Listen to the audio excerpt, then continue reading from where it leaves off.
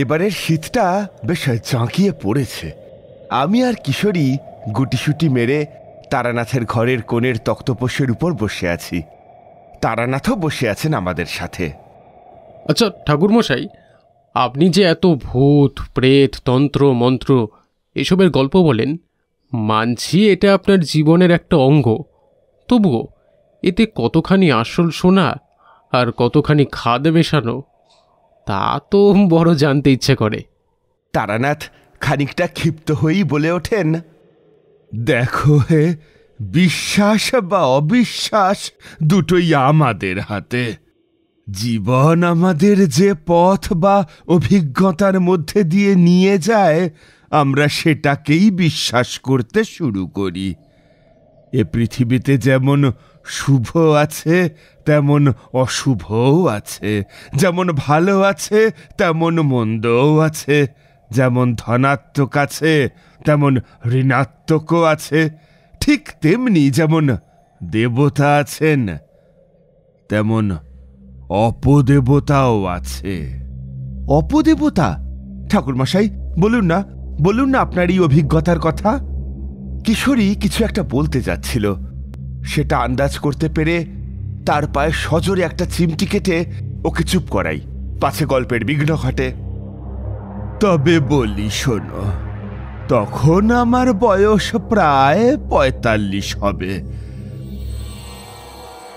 হাত দেখা জ্যোতিষশাস্ত্র, কবজ মাদুলি পাথর এসব দিয়ে আয় বেশ ভালোই হচ্ছিল। স্বয়ং মা তো বলেইছিলেন ভাতের অভাব কোনো দিনই হবে না আমার, তবে লাখপতি হওয়া আমার কপালে নেই। সেদিন যজ্ঞের কাজে এক যজমানের বাড়ি গিয়েছিলাম। বাড়ি ফিরে দেখি আমার জন্য এক ভদ্রলোক বৈঠকখানায় অপেক্ষারত। পরনে ফতুয়া ধুতি, বেশ লম্বা চওড়া, এক কথায় হোমরা চোমরা মাতব্বর ধরনের দেখে বোধ হলো। তিনি পরিচয় জানিয়ে বললেন, প্রণাম নেবেন ঠাকুর মশাই, আমি আপনার নাম খুব শুনেছি। আমার নাম রাধারমন ঘোষাল, নবগ্রাম থেকে আসছি, সেখানকার মোড়ল বলতে পারেন। আচ্ছা। আমার বড় বিপদ তারানাথ বাবু, এছাড়া আমাদের গ্রামেও বড় বিপদ। কোনো এক অজানা কারণে আমাদের গ্রামে প্রতি বছর ৮৮ বর্ষীয় এক বালকের কোনো এক অজ্ঞাত কারণে অপঘাতে তাদের মৃত্যু ঘটছে। বলেন কি? তাহলে বছরে তো একাধিক মৃত্যু ঘটার কথা, কারণ ৮৮ বর্ষীয় বালক তো একাধিক হতেই পারে। তাহলে আপনাকে খুলেই বলি, প্রতি বছর কৌশিকী অমাবস্যার দিন যে বালকের ১৮ বছর বয়স পূর্ণ হচ্ছে, কোনো এক অজ্ঞাত কারণে সেই বালকের মৃত্যু ঘটছে, এবং সেই মৃতদেহ দেখতে অতীব ভয়ঙ্কর। দেখলে ভয়ে শিরদাঁড়া দিয়ে হিম শীতল স্রোত বয়ে যায়। মৃতদেহ পড়ে আছে মুন্ডহীন ভাবে, রক্তে ভেসে যাচ্ছে চারিদিক, আর তার ঠিক পাশেই পড়ে রয়েছে এক শেয়ালের কাটা মুন্ডু। এই ঘটনা দীর্ঘকাল বছরের পর বছর চলতেই থাকছে। তবে এবারে কৌশিকী অমাবস্যার দিন আমার একমাত্র পুত্র নয়নের ১৮ বছর পূর্ণ হবে।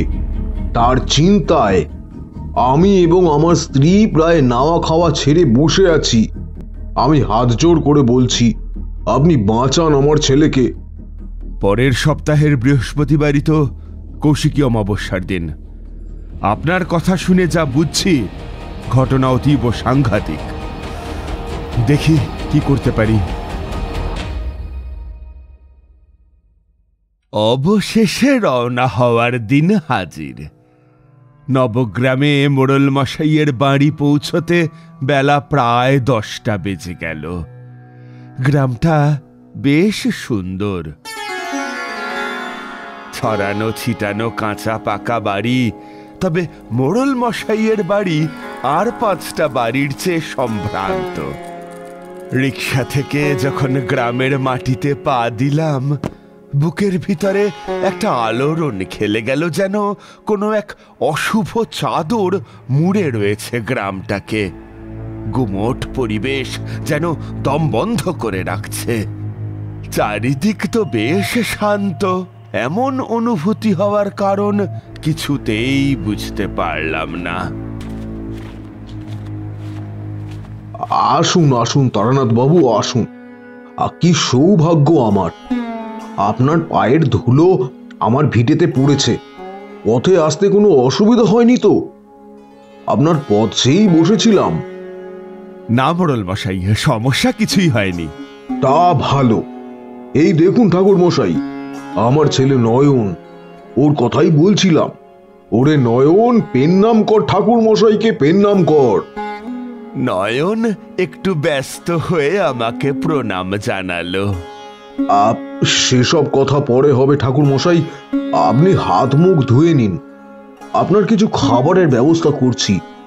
বিশ্রাম সেরে তারপর গ্রামটা একটু ঘুরে দেখবেন। বিশ্রাম সেরে মোড়ল মশাইয়ের সাথে বেরোলাম গ্রামটা একটু ঘুরে দেখার জন্য। বেশ সুন্দর গ্রামটি। গ্রামে জনসংখ্যাও খুব বেশি নয়। গ্রামের বারোয়ারি তলা ঘিরে রয়েছে শিব মন্দির, কালী মন্দির, দুর্গা মন্দির ও একটি ষষ্ঠী তলা। সেখানে বসে কিছু মাতব্বরদের আড্ডা চলছিল। মোড়ল মশাই বাকি ব্যক্তিদের সাথে আমার পরিচয় করিয়ে দিলেন। গ্রামের অজানা আতঙ্ক নিয়ে কথাবার্তা চলতে লাগলো। কথার মধ্যেই জানতে পারি গ্রামের দক্ষিণে এক বিশাল খেলার মাঠ, তারপরেই শুরু হয়ে যাচ্ছে এক জঙ্গল। সেই মাঠে গ্রামের ছেলেরা খেলাধুলো করে। মোড়ল মশাইয়ের সাথে চললাম সেই মাঠটাও একবার ঘুরে দেখবার জন্য। এই দেখুন ঠাকুর মশাই, এটাই হলো সেই খেলার মাঠ। এই জঙ্গলে আপনারা কেউ কখনো যান না? না ঠাকুর মশাই, সেই বাপ ঠাকুরদার আমল থেকেই ওখানে যাওয়া নিষেধ ছিল। কারণ যদিও অজানা। আর গ্রাম এখানেই শেষ হচ্ছে। জঙ্গলের পথ কোনো কাজেই আসে না। কেন জানি না বারবার মনে হতে লাগলো ওই জঙ্গলেই কিছু একটা রহস্য আছে। আমার ষষ্ঠ ইন্দ্রিয় বারবার আমাকে নাড়া দিতে লাগলো। দূর থেকে জঙ্গলটা দেখলেই মনে হচ্ছে যেন চিরকালের অন্ধকার নেমে আছে সেই জঙ্গলে। মনে মনে ঠিক করলাম আগামীকাল কাউকে কিচ্ছু না জানিয়েই ওখানে একবার যাব। চলুন ঠাকুর মশাই, সন্ধ্যা নামতে চলল। এখানে থেকে কোনো কাজ নেই। সেদিন রাত্রে আহারাদি সম্পন্ন করার পর ঘরে গেলাম। পথে ধকলের জন্য ভীষণ ক্লান্তিও লাগছিল। কখন যে ঘুমিয়ে পড়েছিলাম বুঝতেই পারিনি। হঠাৎ মাঝরাতে ভীষণ দাপাদাপির শব্দ, সাথে এক পাল শিয়ালের আওয়াজ। হঠাৎ জেগে উঠে ধরফড়িয়ে দরজা খুলে দেখি কোথাও কিছু নেই। একটা গুমোট গন্ধে আমার গাটা কেমন গুলিয়ে উঠল। এটা যে অশুভ সংকেত সেটা বুঝতে বাকি রইল না, কারণ নয়নের বিপদ আসন্ন।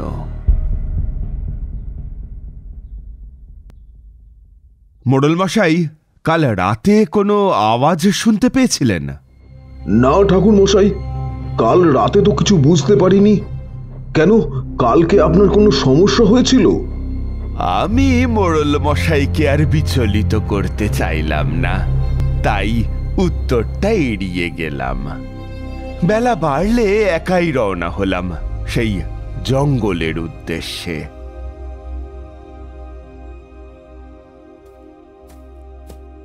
বেশ ঘন জঙ্গল।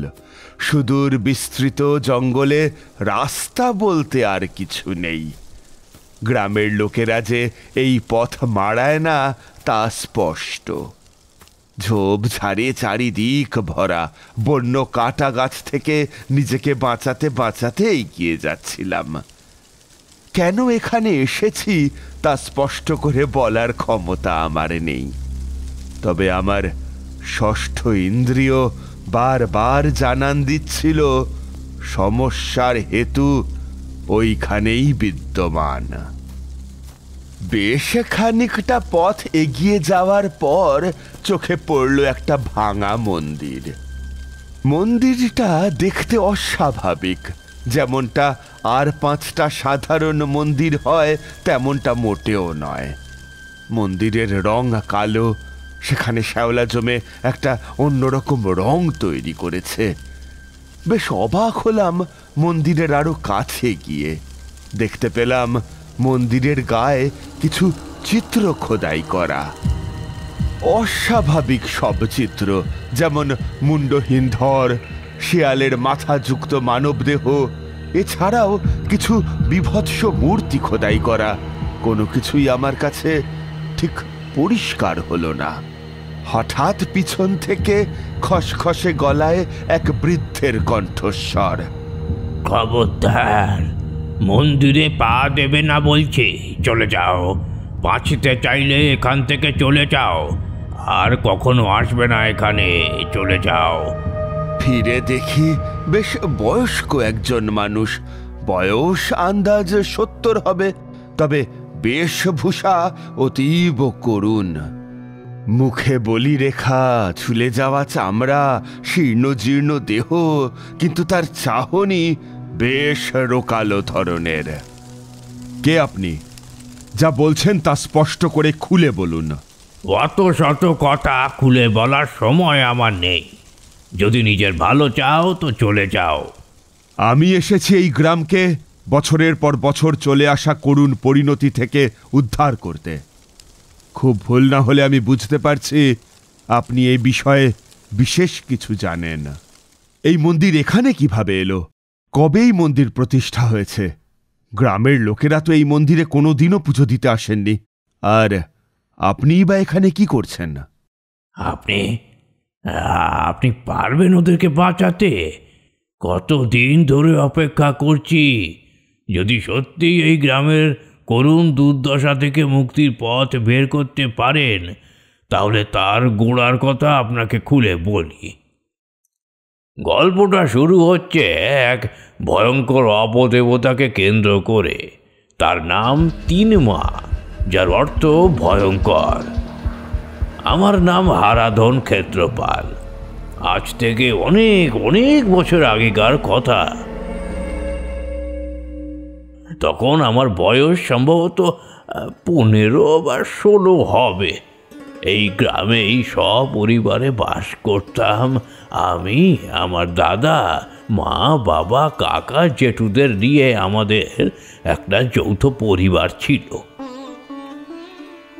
মাঝে মধ্যে লক্ষ্য করতাম যখন রাত্রে ঘুম ভেঙে যেত, মা বিছানায় নেই।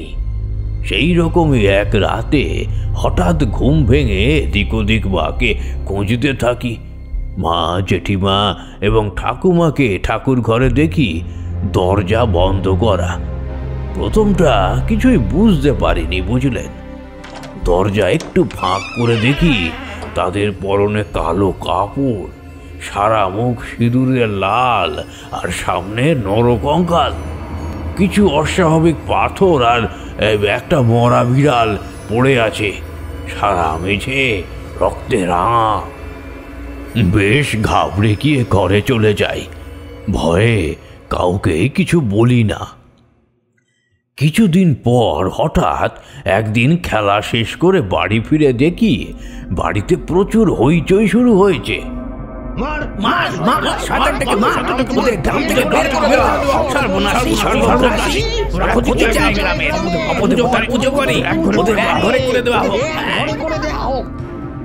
কি হয়েছে? আপনারা আমার কথাটা দয়া করে শুনুন। আপনাদের নিশ্চয়ই কিছু ভুল হচ্ছে, একটু বোঝার চেষ্টা করুন আমাদের কথা। দেখো বাবারা, তোমরা গ্রামের ভালো লোক বলেই জানতাম, কিন্তু তোমাদের বাড়িতেই অপদেবতার আরাধনা হয় এটা আমরা জানতে পেরেছি, তাও আবার গায়ের মানুষদের ক্ষতি চেয়ে।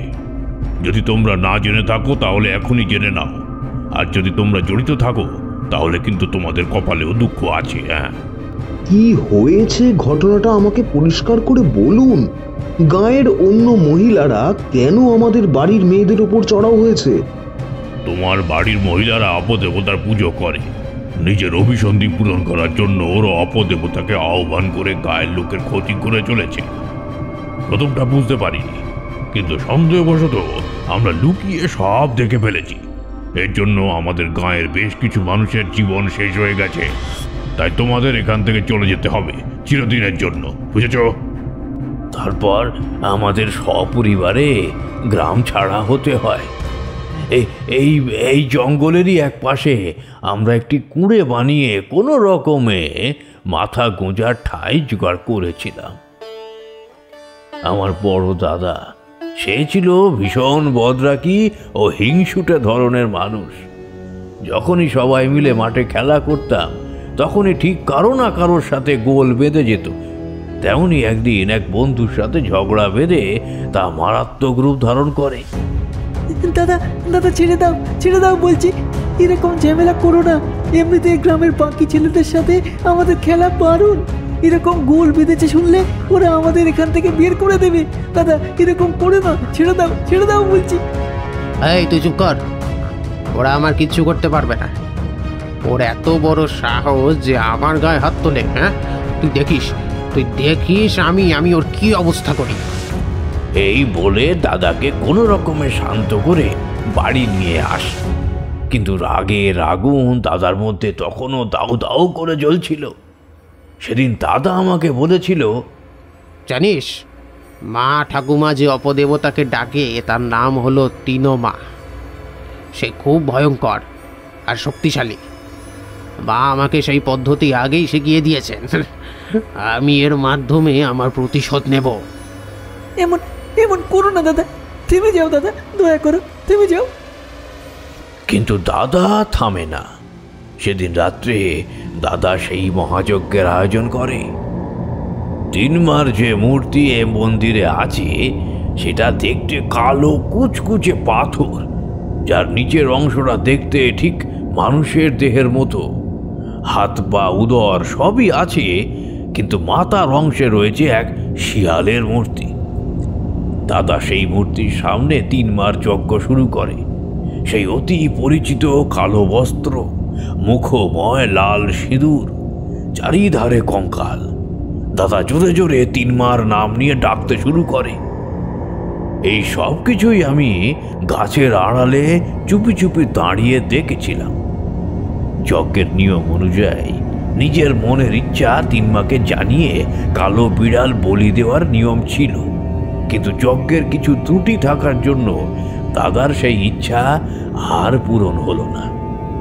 ভীষণ রাগে দাদা তিনমাকে অবিশ্বাস করে তিনমার মূর্তিতে সজোরে পদাঘাত করে সেই মন্দির ছেড়ে বেরিয়ে আসে। সঙ্গে সঙ্গে ভীষণ ঝড়ে ধুলো বালি উড়িয়ে চারিধারে ভরে ওঠে। ধুলোর জন্য আমিও আর কিছু দেখতে পাই না। ঝড় যখন থামে তখন আর দাদাকে কোথাও খুঁজে পাওয়া যায় না। চারিধার নিস্তব্ধ শুনশান। শুরু হয় সেই অপদেবতার কোপ। তাহলে বিষয়টা এই রকম, অপদেবতার কোপে পড়েছে গ্রাম। তা এই অপদেবতাকে শান্ত করার কোনো নিয়ম আপনার জানা আছে? না ঠাকুর মশাই, আমি বিশেষ কিছুই জানি না। তবে এইটুকুনি জানি যে ওই প্রতি বছর যে ছেলে মারা যায়, পরের কৌশিকী অমাবস্যায় তিনমা সেই ছেলের রূপ ধারণ করে তার নতুন শিকারে বেরোয়। অনেক ধন্যবাদ আপনাকে। আপনার কাছ থেকে যা জানতে পারলাম তা আমার কাজে অনেক সাহায্য করবে। আমি এখন আসি।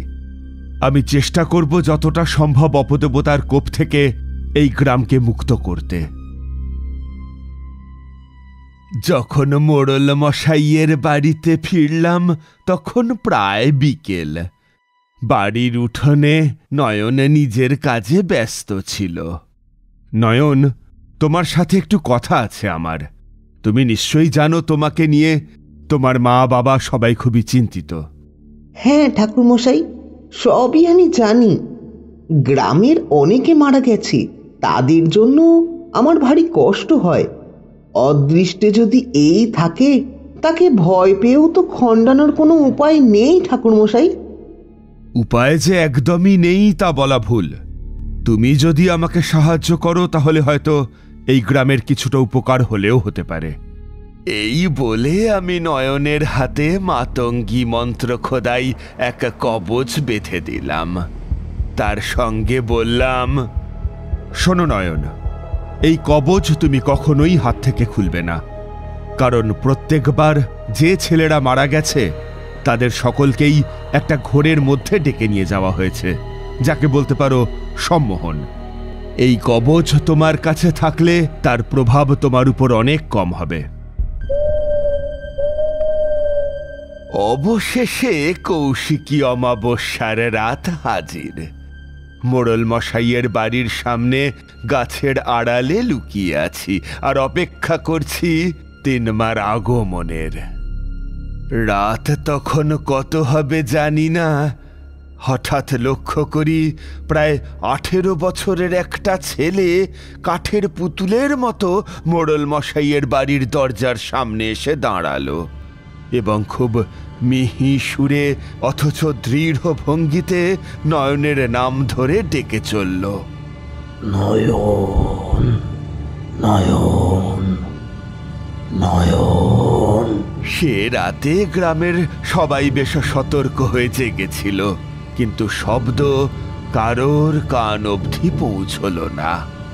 সুযোগ বুঝে আমি সেই বালকের সামনে হাজির হয়ে জোর গলায় বললাম, কে তুমি, কি চাও?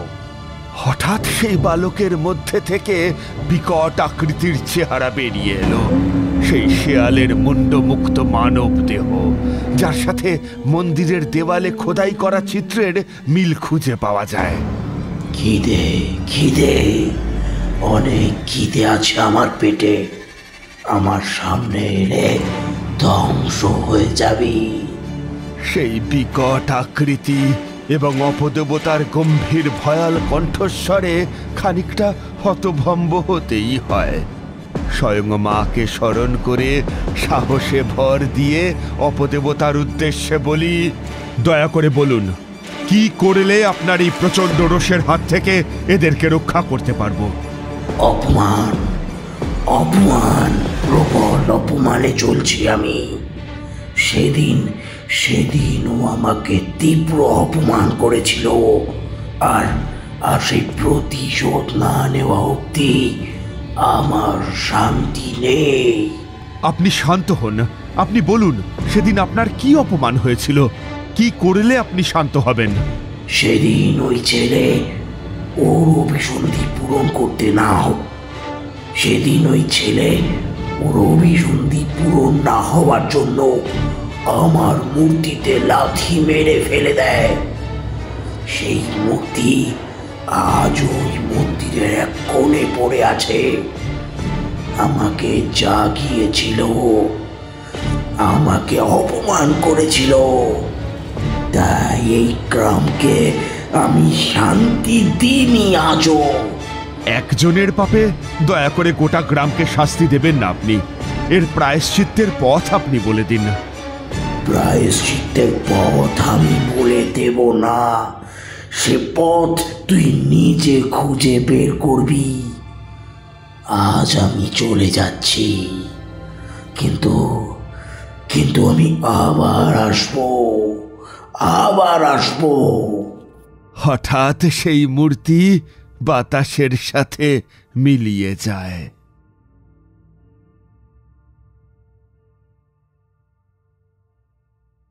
হয়তো ওই জঙ্গলে গেলেই কিছু সমাধান হতে পারে, এই ভেবে সেই মন্দিরের উদ্দেশ্যে আবার পা বাড়ালাম।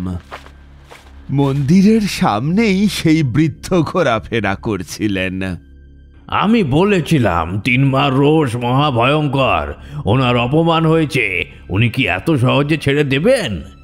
সবকিছুর সূত্রপাত যেহেতু আপনার বংশ থেকেই, একটু মনে করার চেষ্টা করুন। আপনার পরিবারের কেউ কি কিছু বলে গেছেন আপনাকে, বা এমন কিছু কথা তিনমাকে নিয়ে? যেটুকু মনে পড়ছে, আমার মা একটা বাক্স আমার হাতে তুলে দিয়েছিলেন, বলেছিলেন সযত্নে রাখতে, ভবিষ্যতে কাজে আসতে পারে, যদিও সে বাক্স আমার কোনো কাজেই আসেনি। বাক্স? সেটা কি আজও অক্ষত অবস্থায় আছে?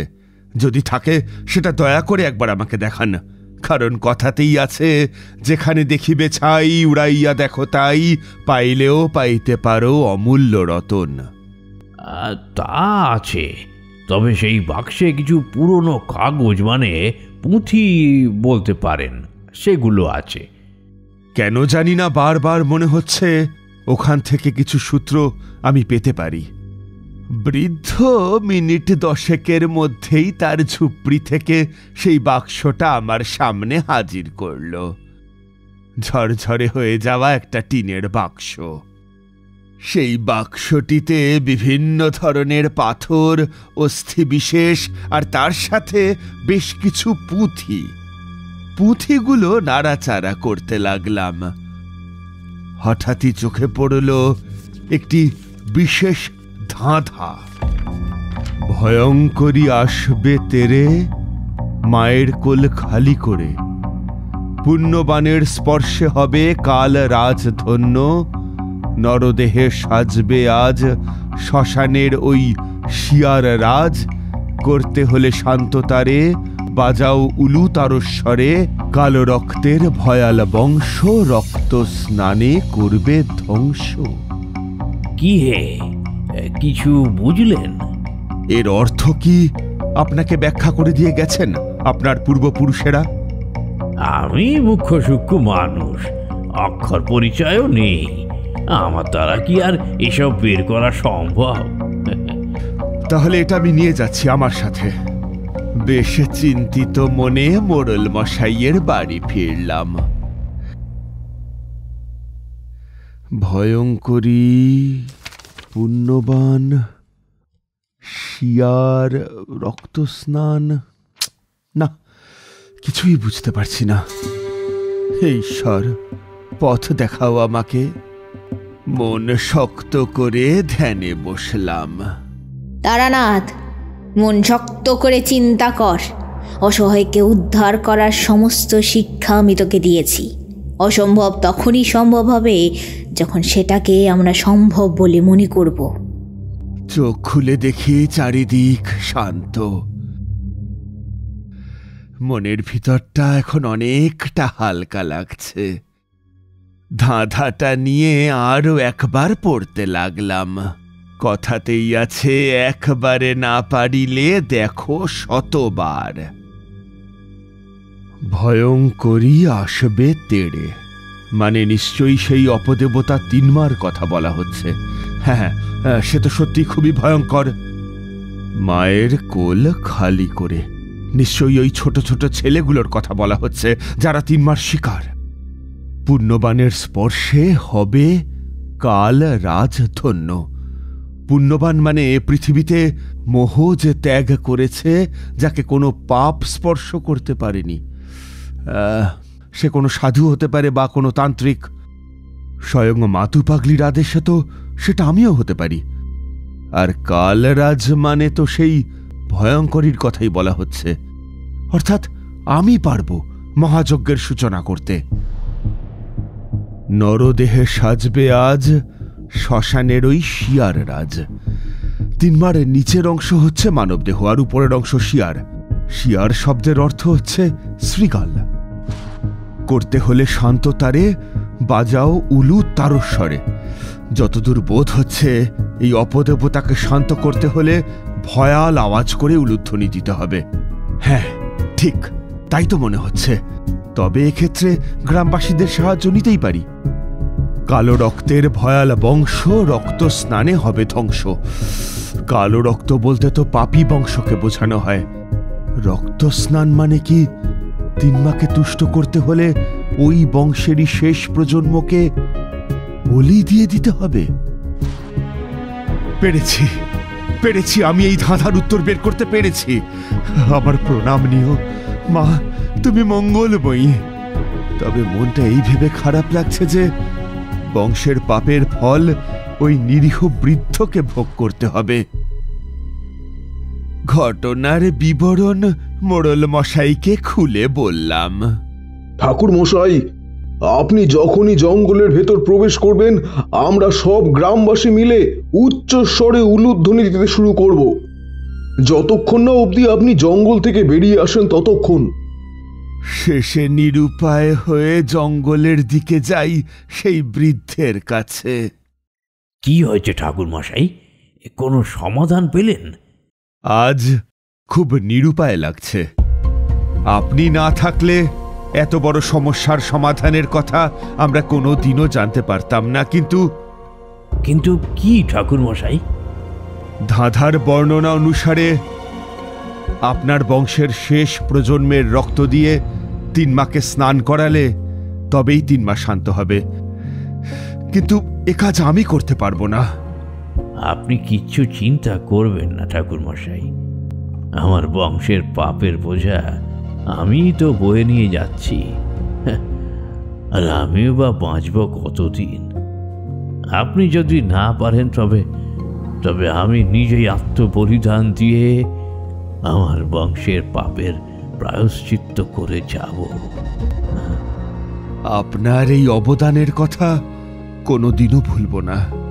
সম্মানে শ্রদ্ধায় চোখের কোণে জল চলে এলো। অবশেষে মহাযজ্ঞের দিন হাজির। কালো বস্ত্র পরিধান করে জঙ্গলের উদ্দেশ্যে রওনা হলাম। গ্রামবাসীরা সবাই জঙ্গল ঘিরে রয়েছে। জঙ্গলে প্রবেশ করার সাথে সাথেই তারা চিৎকার করে উলুধ্বনি দিতে শুরু করলো। সাথে সাথেই শুরু হলো প্রলয় সংঘাত। প্রবল ঝড়ে গাছগুলো যেন ভেঙে পড়বে। পায়ের তলার কাঁটা আমায় ক্ষতবিক্ষত করছে। অন্ধকারের মধ্যে অনেক জোড়া জোড়া চোখ জল করছে। সামনে শিয়াল কিছু মরদেহকে ছিঁড়ে ছিঁড়ে খাচ্ছে। একটা গাছ তো শিকড় সমেত উপরে এসে আমার সামনে পড়ল। সব মিলিয়ে একটা হাড় হিম করা ভৌতিক পরিবেশ। বুঝতে বাকি রইল না, হে অপদেবতার মায়া। তিনি চান না আমি আমার কাজে সফল হই, তাই তিনি বাধার সৃষ্টি করে চলেছেন। অবশেষে যখন মন্দিরের মধ্যে প্রবেশ করলাম। ঠাকুর মশাই, আমি এই মন্দিরের চাতালে অনেকক্ষণ ধরে অপেক্ষা করছি আপনার জন্য। আমি যজ্ঞ শুরু করছি, আপনি প্রস্তুত তো? হ্যাঁ ঠাকুর মশাই। মন্ত্র উচ্চারণ যত বাড়ছে, বাইরের ঝড়ও ততই বাড়ছে। মন্দিরের চাতালে যেন কিসের দাপাদাপির আওয়াজ বেড়েই চলেছে। শত শত শিয়ালের ডাক আকাশ ভেদ করে যেন বেরিয়ে যাচ্ছে। সাথে গ্রামবাসীদের সেই তীব্র উলুধ্বনি, সব মিলিয়ে এক ভয়াল পরিবেশ। অবশেষে যজ্ঞের শেষ পর্যায়ে আমি শুধু বৃদ্ধের দিকে একবার তাকালাম। আমার চোখের সামনে অসহায় বৃদ্ধ তার হাতে থাকা ছুরিটা গলার নলি বরাবর টেনে দিল সজোরে। সাথে সাথেই প্রবল ফিনকি দিয়ে রক্ত বেরোতে শুরু করলো। সারা দেহটা যেন ছটফট করছে বলি হওয়া ছাগলের মতো। 2 হাতে বৃদ্ধের রক্ত দিয়ে 3 মাকে ভিজিয়ে দিলাম। অস্বাভাবিকভাবে চারিধারের সমস্ত শব্দ, ঝড় সব কিছু থেমে গেল। নিস্তব্ধ পরিবেশ। বুঝলাম 3 মা শান্ত হয়েছে। ঠাকুর মশাই, আপনার এই অবদান আমার ভোলার নয়। এটাই আমার কাজ মোড়ল মশাই, সবই মায়ের কৃপা। আমি আসি, নমস্কার। তারপর থেকে সে গ্রামে আর কোনো উপদ্রবের কথা আমার কানে আসেনি। আমি আর কিশোরী মন্ত্রমুগ্ধের মতো সবটা শুনলাম। কি বলবো তা আমরা দুজনেই খুঁজে পেলাম না। আমাদের এই গল্প যদি আপনাদের ভালো লেগে থাকে তাহলে অবশ্যই লাইক করবেন এবং শেয়ার করবেন।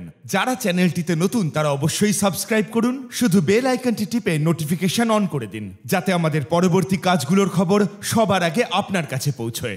ধন্যবাদ।